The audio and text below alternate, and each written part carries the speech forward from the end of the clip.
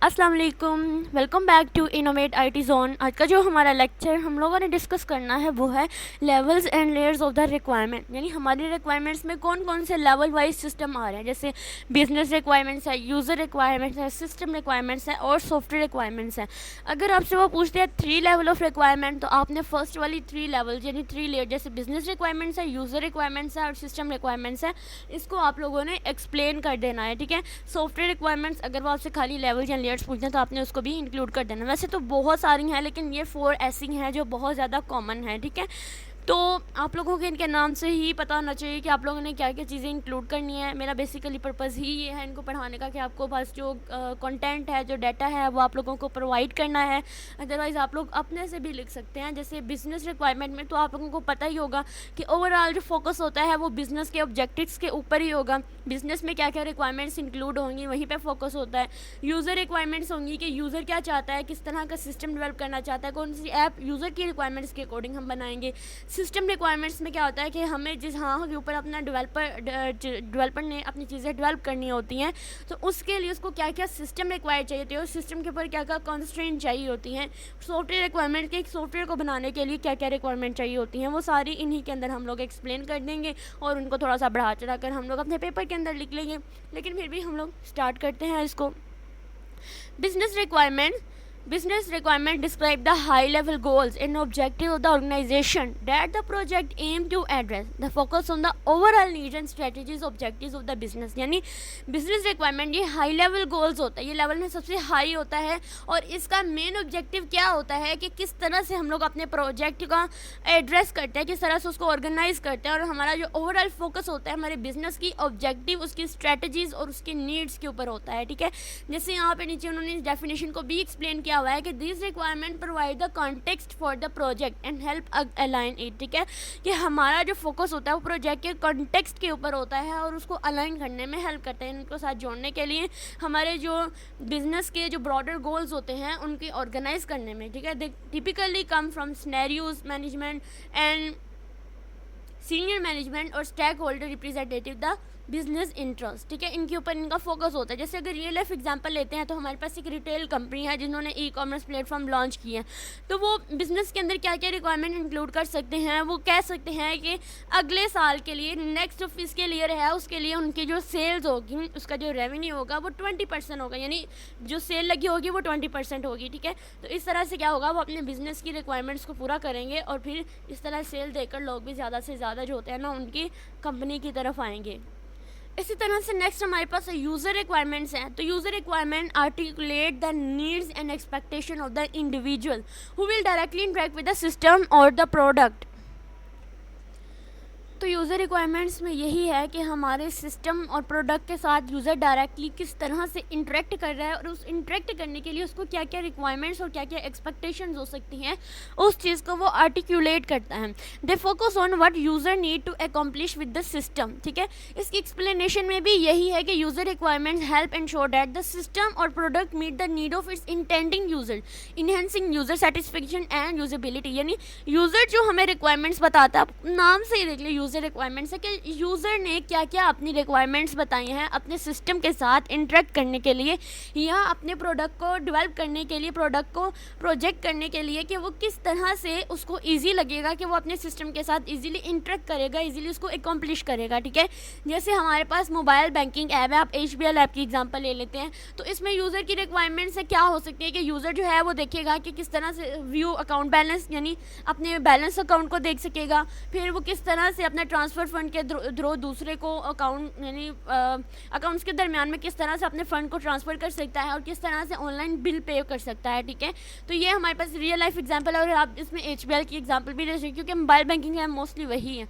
उसके बाद system requirement, अब यहाँ पर हमारे पास बिज़नेस के बाद, यूज़र के बाद हमारे सिस्टम की रिक्वायरमेंट्स आ गई हैं। तो सिस्टम रिक्वायरमेंट्स में क्या है कि ये चीज़ स्पेसिफाई करती है कि हमारे सिस्टम में क्या क्या कैपेबिलिटी होनी चाहिए, क्या क्या कॉन्स्ट्रेंट्स होनी चाहिए एज अ होल, इंक्लूडिंग जिसमें अब सिस्टम में कौन कौन सी चीज़ें आ जाती हैं, उसमें हार्डवेयर आ जाता है उसकी रिक्वायरमेंट में, सॉफ्टवेयर आ जाता है उसमें, नेटवर्क कंपोनेंट्स आ जाते हैं कि हमारे पूरे सिस्टम को एक मुकम्मल नेटवर्क बनाने के लिए कौन कौन से कंपोनेंट्स इंक्लूड होने चाहिए। अब ये फोकस करते हैं कि what the system must be able to do to meet business and user need. कि अब इसमें देख रहा है कि ये जो सिस्टम है ये यूज़र और बिजनेस के नीड्स को किस तरह से मीट करेगा, इस चीज़ पे फोकस करता है। ठीक है, the requirement serve as the bridge between the business and the user needs and the technical implementation of the system. अब हमारा जो सिस्टम रिक्वायरमेंट्स है ये यूज़र और हमारे जो बिजनेस होते हैं उनके दरमियान में एज अ ब्रिज काम करता है कि हमारा सिस्टम जो है किस तरह से बिजनेस, किस तरह से यूज़र जो है वो एक सिस्टम के अंदर रहते हुए अपने बिजनेस को इस्टेब्लिश करता है। तो देखा तीनों को हम लोगों ने कैसे जो है वो इंटीग्रेट कर लिया। जैसे मैं आप लोगों को अगर डायग्राम के थ्रू समझाऊँ तो लेट अंडरस्टैंड कि ये हमारे पास क्या है, ये मेरी बिजनेस रिक्वायरमेंट्स हैं, ये मेरी यूज़र रिक्वायरमेंट्स हैं। ठीक है, और ये जो अंदर है ये अंदर क्या है, ये सिस्टम रिक्वायरमेंट है। ठीक है, यानी अगर मैं इसको हायरार्किकल वाइज चलूँ तो ये जो यूज़र है ये यूज़र रिक्वायरमेंट ये इस सिस्टम के अंदर रहते हुए किस तरह से अपने बिजनेस को इस्टेब्लिश करेगा, ये हमारे पास क्या होगा, ये हमारे पास हो जाएगा business requirement, system requirement and हमारे पास यूज़र रिक्वायरमेंट। यानी ये क्या है, ये यूज़र है, ये सिस्टम है और ये क्या है, ये बिजनेस है। और किस तरह से यूज़र एक सिस्टम के अंदर रहते हुए अपने बिजनेस को इस्टेब्लिश करेगा, इस चीज़ को हम कहते हैं, ये हमारी लेयर वाइज जो है वो काम चल रहा होता है। और जिसमें हमारे पास जो सिस्टम रिक्वायरमेंट है वो एज अ ब्रिज जो है वो काम कर रहा होता है यूज़र और बिजनेस के अंदर। ठीक है, for a transportational management system requirement could include real time tracking of vehicles, ठीक है, integration with the GPS technology and support for the multiple user access level. तो ये हमारे पास की रियल टाइम एग्जांपल है।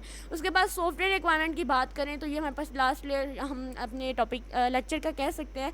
Software requirement detail the specific function features and constraint of the software application और the system. ठीक है, अब एक सॉफ्टवेयर में कौन कौन से फीचर, कौन कौन से फंक्शन, कौन कौन सी कॉन्स्ट्रेंट्स होनी चाहिए, उस चीज़ को स्पेसिफाई करता है हमारा सॉफ्टवेयर रिक्वायरमेंट।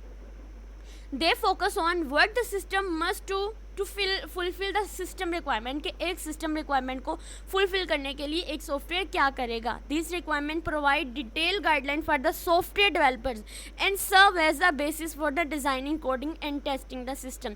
अब इस पूरी लेयर की अगर मैं आप लोगों को एक सिंपल सी एग्जांपल देकर दिखाऊं तो हम लोग खुद हैं, यानी हम कंप्यूटर स्टूडेंट, हम आईटी के स्टूडेंट्स हैं, तो हम लोगों ने फॉर एग्जांपल हम कोई बिजनेसमैन या बिजनेस वूमेन गर्ल जो है वो बन चुकी हैं।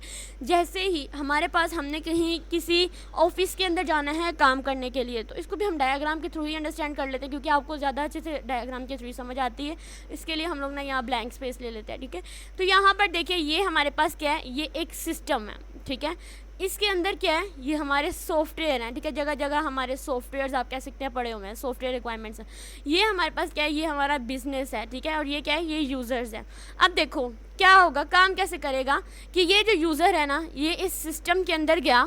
ठीक है, ये मेरे पास क्या है, ये यूज़र है, ये सिस्टम है, ये बिज़नेस है, और ये जो अंदर आपको छोटे छोटे से नज़र आ रहे हैं ना, इनको मैं डॉटेड फॉर्म में लिख देती हूँ, ये 1, ये 2, ये 3, आप कह सकते हैं कि ये मेरे पास क्या है, ये सॉफ्टवेयर है। तो क्या होगा कि यूज़र इस सिस्टम के अंदर गया, उसने जाकर यहाँ पर जो सॉफ्टवेयर पड़े होंगे, सिस्टम के अंदर जो सॉफ्टवेयर पड़े होंगे उनका उसने यूज़ किया।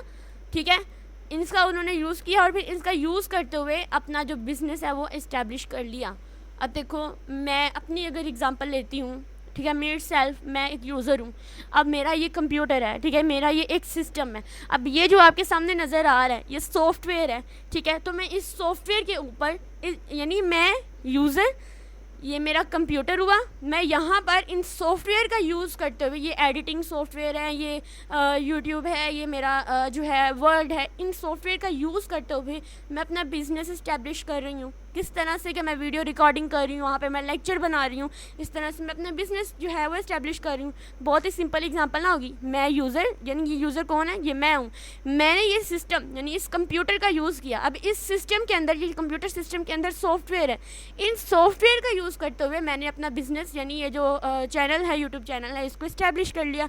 तो कैसा लगे आपको ये एग्जांपल? अगर आपको ये एग्जांपल अच्छी लगी हो तो कमेंट बॉक्स में मुझे ज़रूर बताएं कि आप लोगों को ये एग्जांपल बहुत अच्छी लगी है और बहुत इजीली आप लोगों ने इनको अंडरस्टैंड कर लिया है। तो वीडियो अच्छी लगी हो तो इसको लाइक करें, ज़्यादा से ज़्यादा शेयर करें, और बहुत ही सिंपल एग्जांपल थी जो मैंने अपने लिहाज से दी है, तो देन कमेंट्स करें। Thank you so much.